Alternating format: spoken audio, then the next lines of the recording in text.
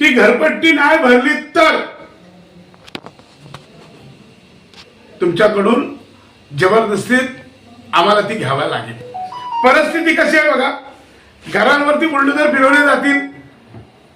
जसं घरपट्टी जर कर भरलं नाही तर तीही परिस्थिती आपल्या पनवेल महापालिकेवर राहणारे कमी पडणार नाही।